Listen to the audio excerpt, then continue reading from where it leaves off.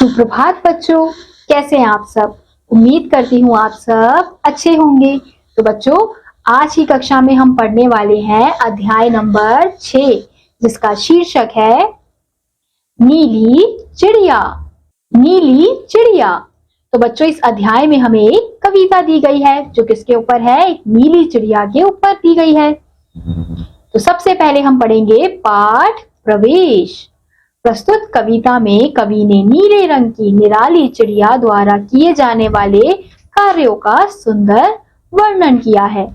नीले आसमान से उतरी नीली एक निराली चिड़िया, गाती उड़ने वाली चिड़िया, उड़ती गाने वाली चिड़िया, इस फुनगी से उस फुनगी पर उड़कर जाने वाली चिड़िया, इन पत्तों में उन पत्तों में छिपकर गाने वाली चिड़िया, पर फड़फड़ा कर नीचे आकर दाना खाने वाली चिड़िया, दाना खाकर पर फड़फड़ा कर झट उड़ जाने वाली चिड़िया, इस डाली से उस डाली पर उड़ उड़ जाने वाली चिड़िया, लाख बुलाऊं लेकिन मेरे पास न आने वाली चिड़िया।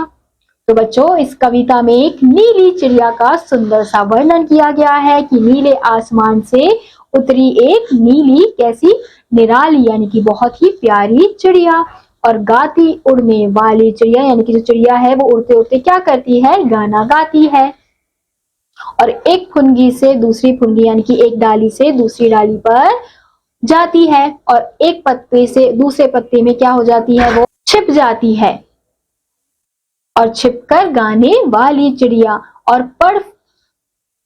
पर फड़फड़ाकर यानी कि अपने पंख फड़फड़ाकर वो नीचे आकर क्या करती है, दाना खाती है। फिर दाना खाकर वो वापस आसमान में उड़ जाती है, और इस डाली से उस डाली पर उड़ उड़ जाने वाली चिड़िया, लाख बुलाऊं यानी कि जब हम चिड़िया को बुलाते हैं तो वो नहीं आती है। वही चीज कवि ने कही है कि लाख बुलाऊं लेकिन मेरे पास ना आने वाली चिड़िया। तो नीली चिड़िया कैसी है, वो बहुत ही ज्यादा सुंदर है। और आप सभी ने चिड़िया को तो देखा होगा, वो कैसे एक पेड़ से दूसरे पेड़ में, एक पत्ते से दूसरे पेड़ में छिप छिप कर गाना गाती है, दाना चुगती है। तो इसी आधार पे बच्चों ये कविता लिखी गई है। तो इसी के साथ आज का यह अध्याय यहीं समाप्त होता है। उम्मीद करती हूँ आपको यह अध्याय समझ आया होगा। मैं आपसे मिलूंगी अगली कक्षा में। तब तक के लिए आप सभी बच्चे पढ़ते रहिए और खुश रहिए। बाय।